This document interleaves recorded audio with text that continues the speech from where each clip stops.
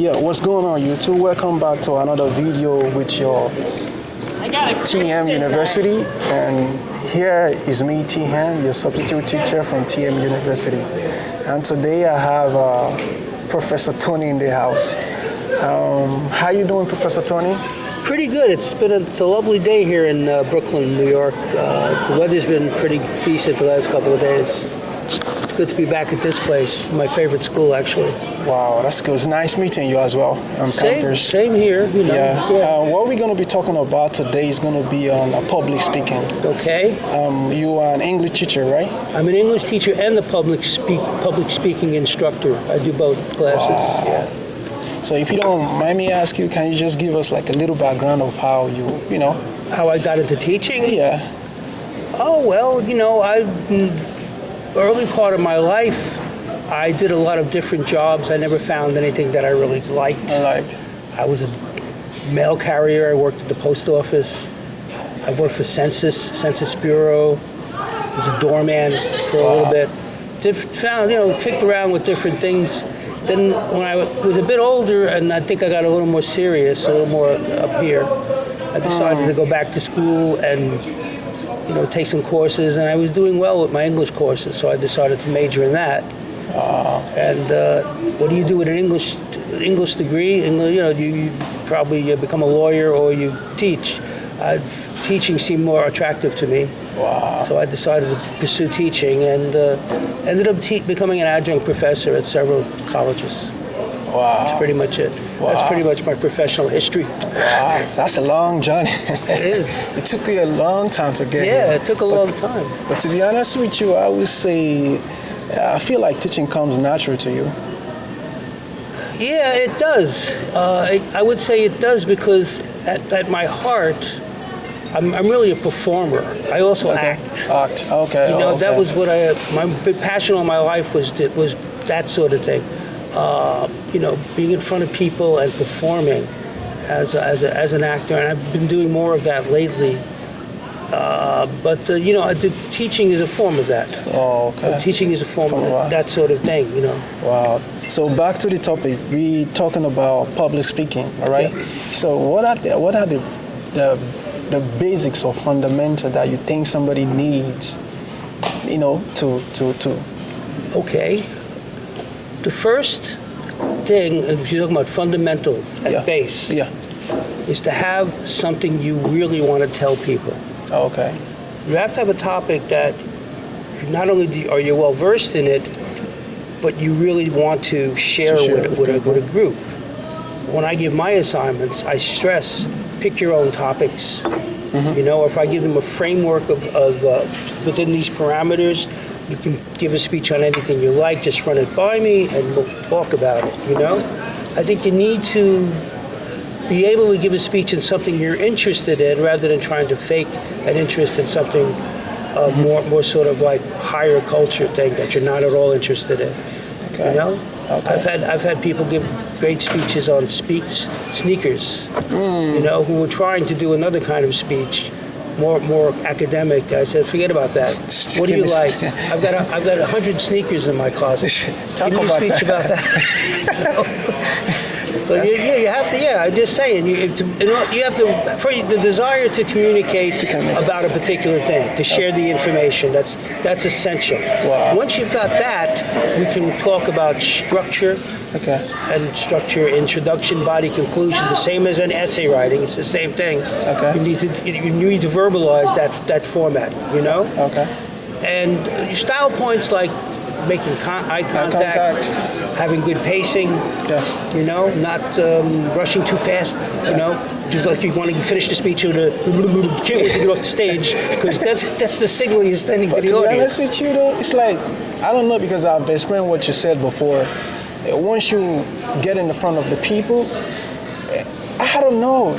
So I'm just explaining from my home point of view. It's like something would just get us of you to the point like, sometimes you forget what you want to say. And if you don't forget, you want to speed it up and just... Is this what happens to you? Did to me. Yeah. Do you just get up without any aid there? No, you see, cue cards are good. Oh, okay. Yeah. You know, I don't allow my students to get up with a written speech and then read the speech. That's just reading. You know, you don't want to do, what you want to do is have an outline. Okay. You know, and don't try to do your speech word for word, because that never works. Never works. You're in your mind trying to memorize the perfect sentence that you think you wrote, and you draw a blank. Oh, wow. But if you have it on cue cards with a cue, like not bullet points? a bullet point with not even a full sentence, and then you see the point, and then you turn it into a sentence. You know, so it's not verbatim. It's not word for word memorizing, but rather than that, it's extemporaneous, where you're sort of inventing at the top, inventing off a point, and as long as you stick into the structure. But the cue cards can cue you to all of that. You know, you put the sections, the intro on one card, several body points, 5 or 6 there, and then a conclusion at the end.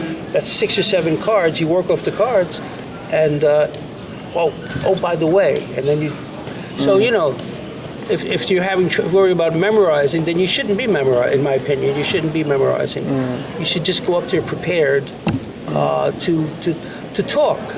You know, the way an audience will listen to you, the best way they will listen to you, if you're talking naturally to them.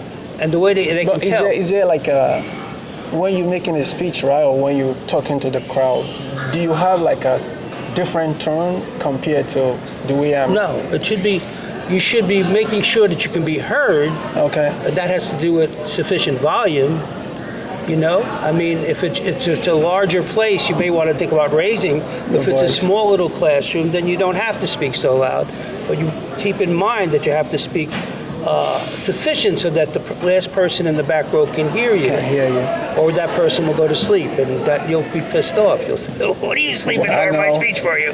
Well, I can't hear you. You know. I know. So, I know, but the main thing or the major problem right now, because I've been to places and I see that probably like 70 to 75% of the people, they have that problem, public speaking, right?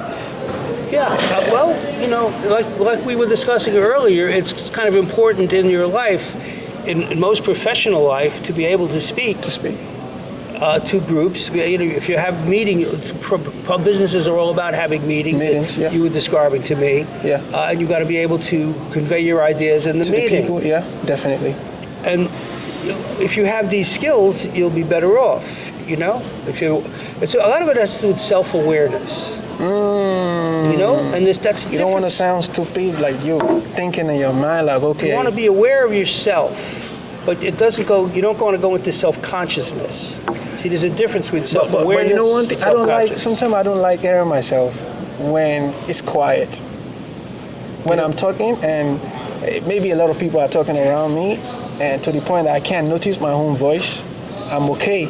But say I'm talking and everybody's quiet. You know when you're doing public speaking, right?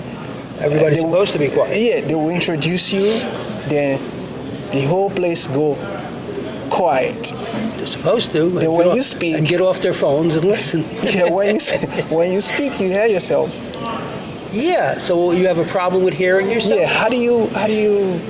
You have a pleasant sounding voice. So I don't know why you have inhibition about your own voice. Wow. You know you sound fine speaking. Wow. And your English is better than average. Okay. Your diction is fine, your phrasing, everything, pronunciation as I'm hearing it. Okay. So maybe you have an English I don't think is your first language, right? No, it's not. That's one of you have to get past that doubt you have about that. Maybe my English is not good enough. Could that be insecurity? Because it is good enough. Yeah, could that be insecurity? That's insecure. You're not certain of it. You look. We're all afraid of one thing or another. Yeah. I think I'm afraid of looking foolish. So I hope this comes off okay. You know, and being a teacher has helped me, build up confidence. Because I went from teaching back to acting, which is really what I want to do. Okay. That's tough. It pays good.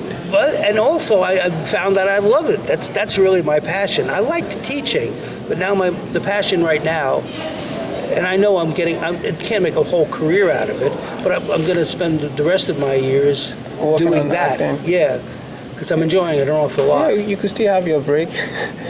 Well, you're never too old. I'm not worried about that. You're probably gonna play their grandpa. I've played grandpas already. I've already played a grandpa on stage this past summer in a little play that we did, and it was a blast. But it's not about. It didn't get paid. It's not about the money. It's doing it. Yeah. It's the doing of it. It's like doing something you love.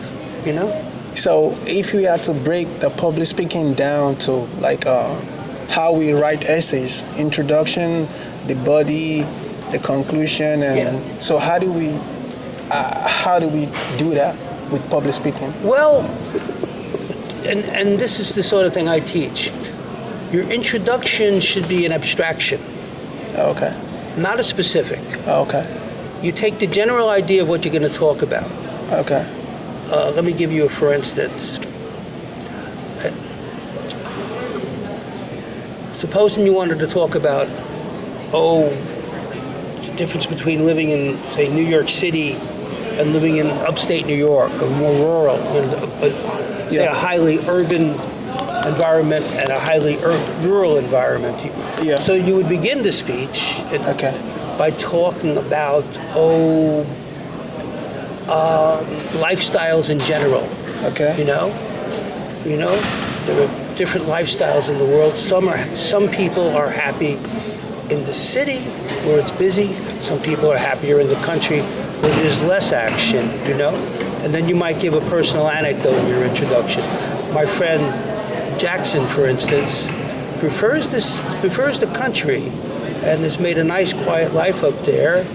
Myself, I prefer the city, and then but then you move that into there are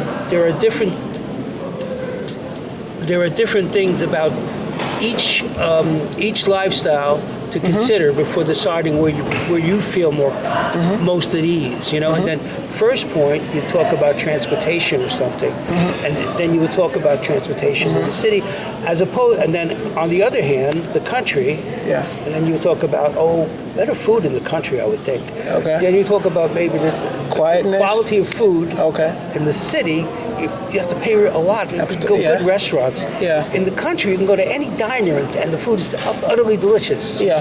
You see, these are the so that's point one, transportation. Point two, quality of food. Then you go to another. You see, this is how you would build the speech. Point, and then you would conclude with something personal, maybe. So in conclusion, after hearing this contrast of country and city life, I've decided I'm getting out of the city and moving to the country next week. Bye-bye. So I've convinced myself to go to the country. When you do a good speech, right? How do you know? Because for me, sometimes when I do the audience public speaking, will let you know. When people are quiet, that's all right. They're quiet out of respect. It get me out of like. Would you prefer them to be boisterous, rowdy? That would be disrespectful. They're quiet out of respect. But how do you know people are getting eye contact? Oh, okay. This is it, and this is some people. They're too inhibited at this, but the idea is, if you've got a room full of people, you want to be moving your head occasionally and connecting, eye contact. And this draws them in. Oh, okay. Then they know that you're speaking to them, and you expect them to listen. You want to be heard. You expect them to hear you in a pleasant, in an amiable way. You make eye contact. Some people are afraid to make eye contact. That's another thing. Some people have that fear. But I would say eye contact, pacing, not too fast, not too slow. Okay. Making certain points in your speech.